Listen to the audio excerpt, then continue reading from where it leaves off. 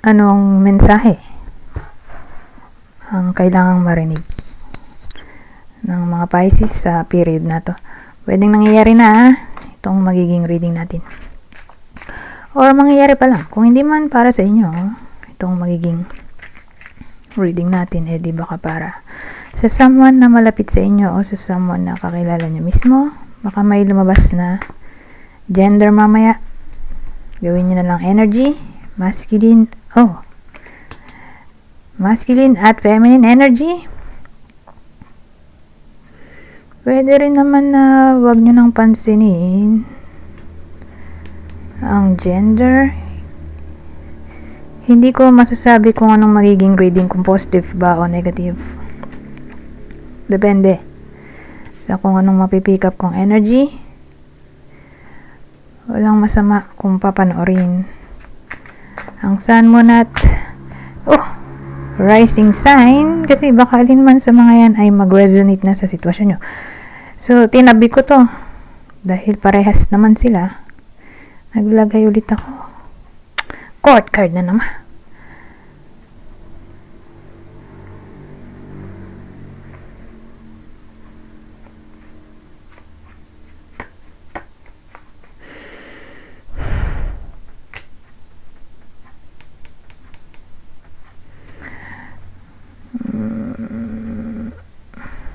Paano to?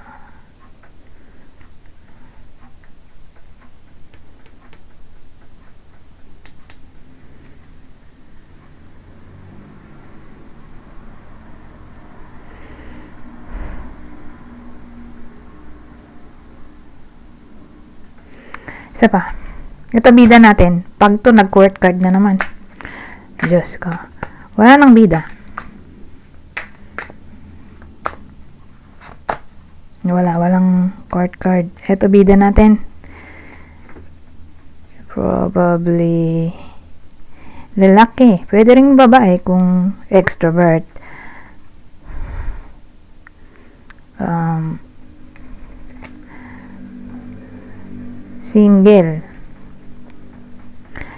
Single siya ngayon. Pwede rin tong separated. So, kunin nyo lang yung clue na sa tingin nyo ay fit sa sitwasyon nyo. Kung hindi to para sa inyo, yung clue, di baka para dun sa kakilala nyo. So, malalaman nyo naman kung para sa inyo yung reading or hindi, base sa kung sino yung bida. Separated, ex-partner, byuda, 25 to 39 years old.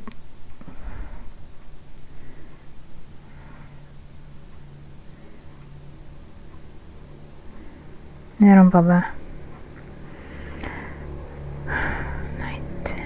Knight of Swords. Ano nga ba yung Knight of Swords? Alam ko may kulay din yan eh. Pero ang alam ko ang swords ay maputi. Parang tanda ako maputi, pero nag-aalinlangan ako.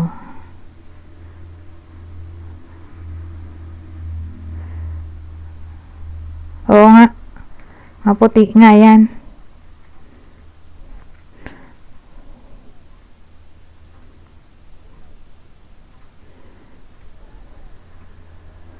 Hindi, actually wala nga sinabi ko maputi or maitim. So pag swords, hindi mo masabi kung maitim o maputi. Ang pentacles kasi saka wands ay maitim, cups ay maputi, and yung swords hindi mo masabi. Hindi ko alam. Pero kung pagbabasehan, dalawa na yung maitim, di isa lang yung maputi, yung cups, di baka maputi rin tong swords. Pero walang nabanggit So wag na lang natin lagyan ng kulay ng balat. So yun yung description ng bida natin. So ano mayroon sa kanya? Dalawa yung king eh.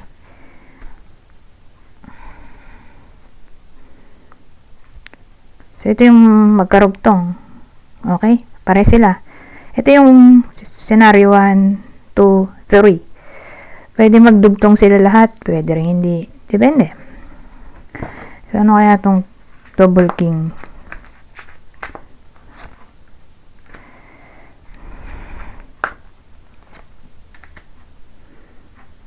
Double king. Oh.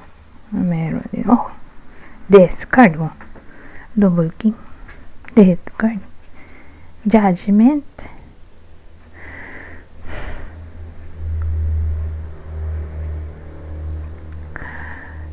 So, sa period na to, asahan natin na may tutulong. May tutulong in times of crisis.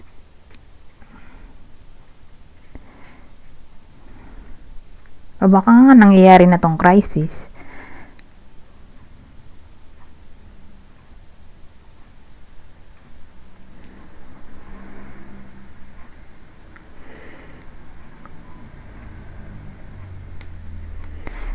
Teka, dadagdagan natin ng ibang information. Saan ba nanggaling yung crisis? Kasi may death card tayo eh. So, more like may separation siguro or ending. Ito naman judgment. So, sabihin natin siya ay wake up call. Or awakening.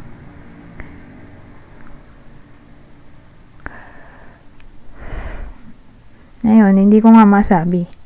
Ano ba to? Career? Or relationship? Kasi Scorpio din to Pluto. Scorpio rin to. Di change. Para silang may change. So, pag ganong change, hindi natin masabi kung good ba or bad. Kaya maglalagay tayo ng ibang detalye.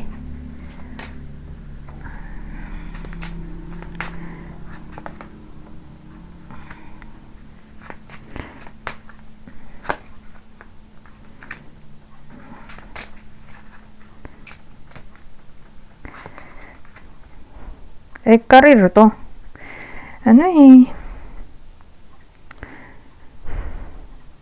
Problema sa career, mali-lay off or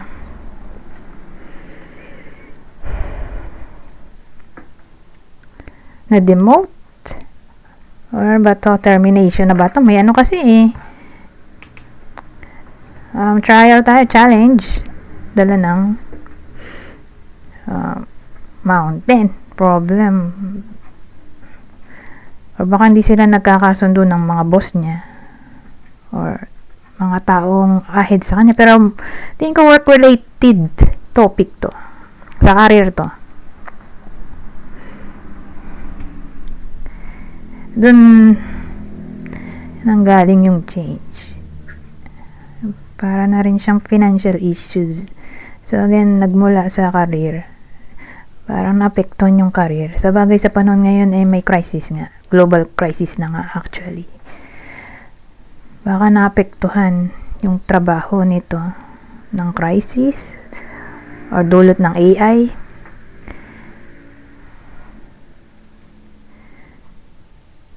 Kasi ang dating sa akin,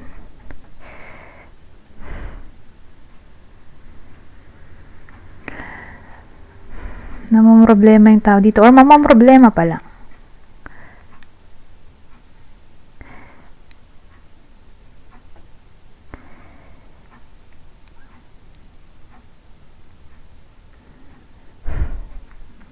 So again, may tayo, di ba? Wake up call. Na parang tagilid siya. Tagilid yung tao dito. Dahil nga siguro sa boss, di sila magkasundo, or dahil sa presence ng AI na pag ganun kasi tawag dito, minsan yung AI kaya niya na yung trabaho ng iba.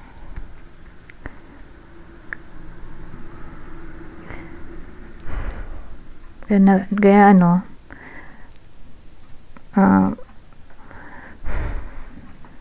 tawag doon, nawawala ng trabaho yung iba, nagiging robot na kasi yung empleyado. OMG, Diyos ko.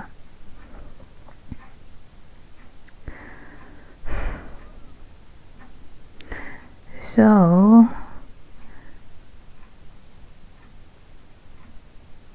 paano to? Dito natin malalaman sa susunod. Kasi, kung gano'n yung sitwasyon, papasok na to. Itong double king. Na may mga tao na tutulong. In times of crisis, at ang crisis ay may kinalaman nga sa career. Okay, parang may mag-a-advise sa kanya kung paano gagawin niya.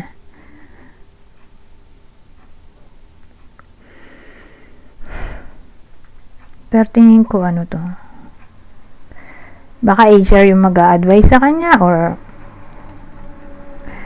someone na experienceado at king the well experienced or matured na. So yun yung taong mag-a-advise sa iba sa inyo tungkol sa career, kung paano gagawin nila, kung paano, let's say, maisasalba pa kung sakasakali kung nag-away. Kasi may possibility rin dito na nag-away nga. Hindi sila magkasundo ng boss.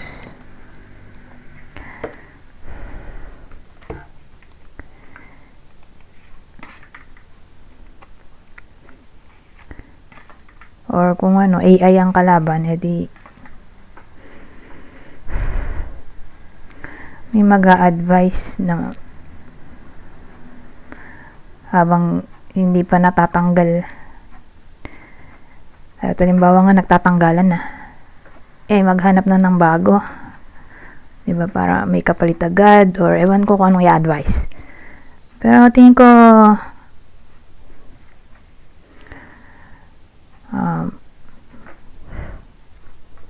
maganda naman yung advice, kasi double king nga.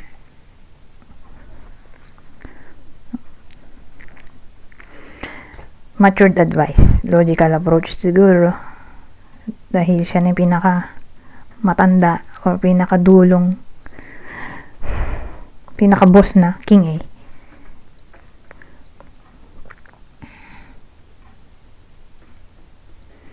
So ganon, separation, wake up call. So yung wake up call ay advice nga mula sa HR, or kung di man sa HR ay someone na well experienced. Ngayon, hangman dito tayo sa hangman. Ano bang mayroon sa hangman? Diyos ko, sana okay to. Malalaman natin mamaya. Hindi naman necessarily pag 9 of Swords negative agad. Hindi, depende pa rin sa mga lalabas na card. Ito, Hangman, Queen of Swords.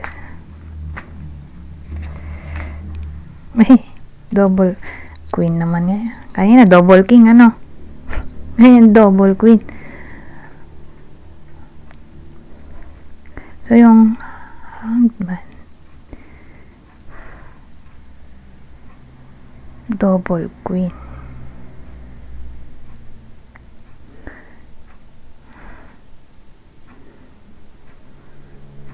Paano nga ba pag double Queen? Parang ganun din may tutulong.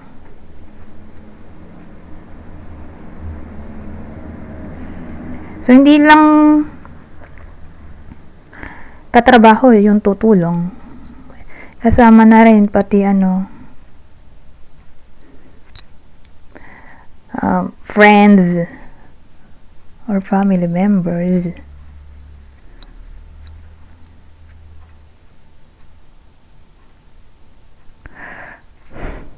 Ganun dating. Sasabihin natin, example lang, na-terminate nga, or hindi ni-renew ang contract, or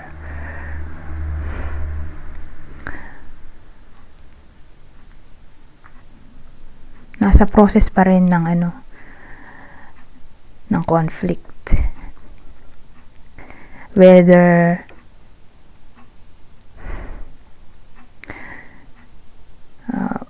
yun nga, nag-aaway pa rin, or na-terminate, or na-lay off. Kasi kung dahil sa AI, sabihin natin, doon na nga lang sa nawala na ng work, if ever, whether dumaretso sa walang work, or dadaretso na sa walang work, mauunawaan ng pamilya yun nangyari, na yun nga, pansamantala wala mo na siyang work.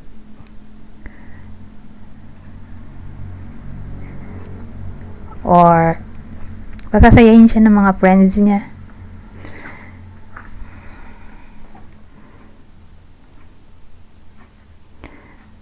So again, dito sa part na to,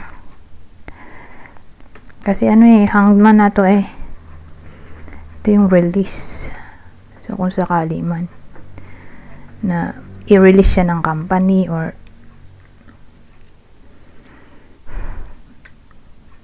present pa rin yung trial, kasi alam ko trial card din to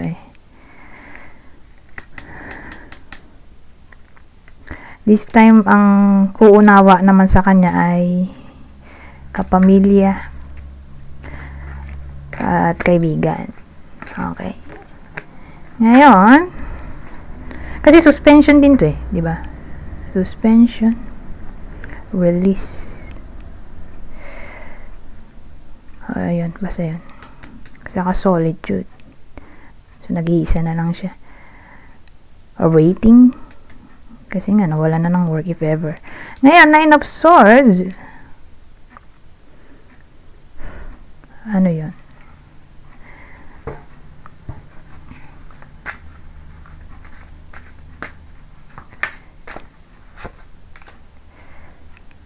Teka, may liwanag pala dito.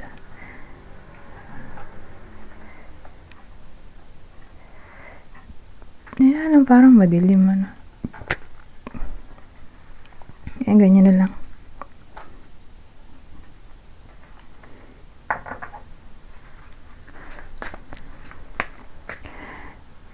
Okay, puro court card yun ang malabas.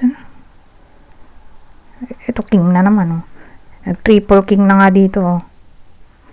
King of Cups, King of Swords, King of Pentacles. King of Wands na lang yung nawawala. So, ano yung 9 of Wands? 9 of Swords.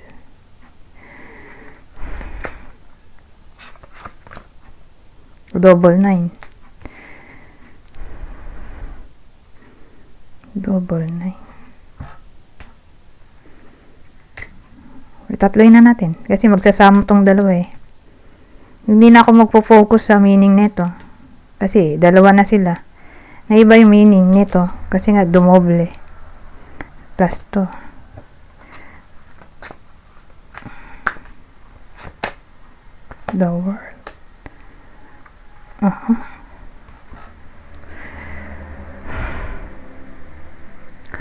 So, double 9. King of Pentacles at the world.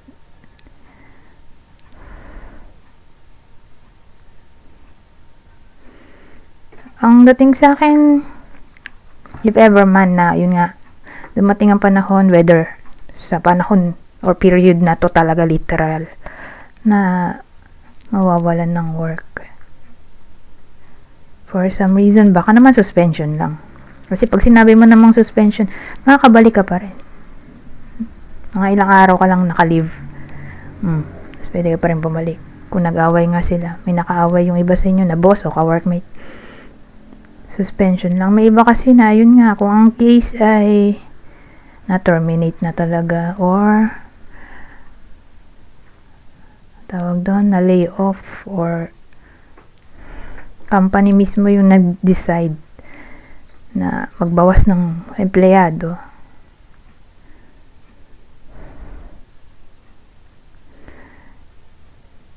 So yun nga, in short, kung sakaling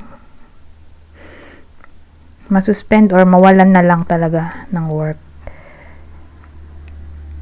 don't worry. Kasi may King of Pentacles sa abundance to. Ito, maganda rin to. The World. Ang dating sa akin, may opportunity na darating kasi yung celebration na to. May new opportunity na darating at mas better or mas maganda yung salary compared dun sa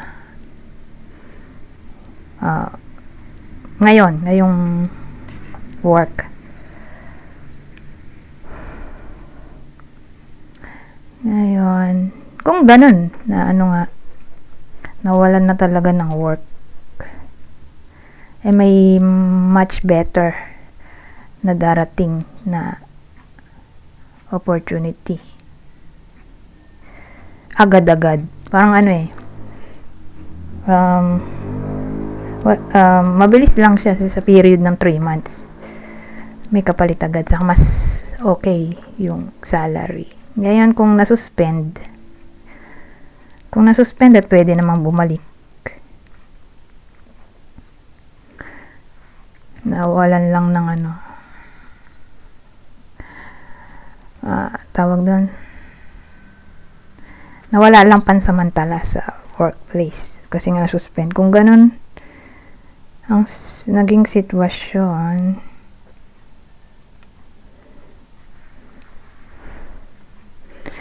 may chance pa dito ng reconciliation kasi harmony na to.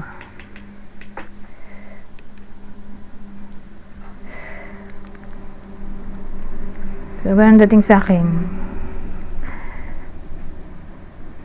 Baka magkaayos pa sila nung nakaaway niya. Lalo na nga kung boss or ka-workmate.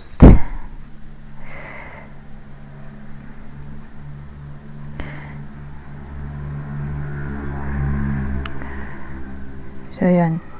May makaka-realize siguro na ng pagkakamali at magti-take accountability.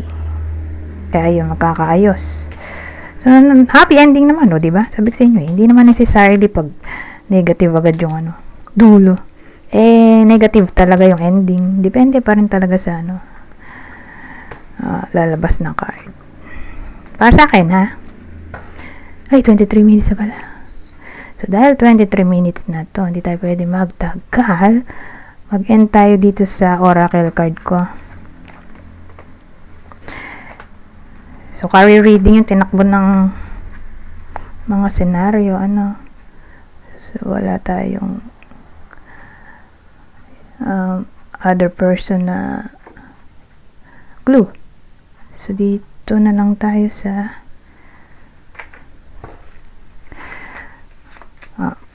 oracle deck nga. So, basahin ko lang tong part na to. Kunin nyo lang yung mensahe na sa tingin nyo ay fit sa sitwasyon nyo. General advice at prediction na tong deck na to sa period na to. Intuition.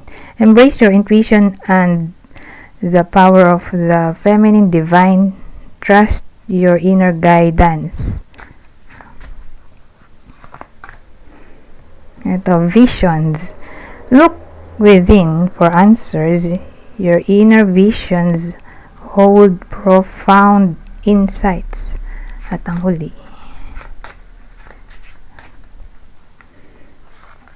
ito maganda, abundance. Sabagay, yung king of saan ba yun? Abundance din to King of Pentacles. Since umuulit yung term, ay malaki ang chance nga ng abundance. Ito rin yung yung maganda dun sa huli, 'di ba? Na sinabi ko na may opportunity na maaring parating much better sa current na trabaho. Or ewan ko kung anong klaseng abundance to, baka magkapera ang iba sa inyo for some reason, who knows. Pero maganda to, abundance. So again, malaki ang chance na itong abundance dahil umuulit siya. Pangalawang ulit na. Abundance, the chalice overflows with potential. Drink from it and prosper. Kasi pag sinabi mo ng mga abundance, hindi naman literally pera agad yan. Pwede rin naman siyang may kinalaman sa love life. So yun nga, career, money. Or depende kung anong wish nyo. Yun yung maaaring mag-manifest dito. Anyways, hanggang dito na lang. Goodbye.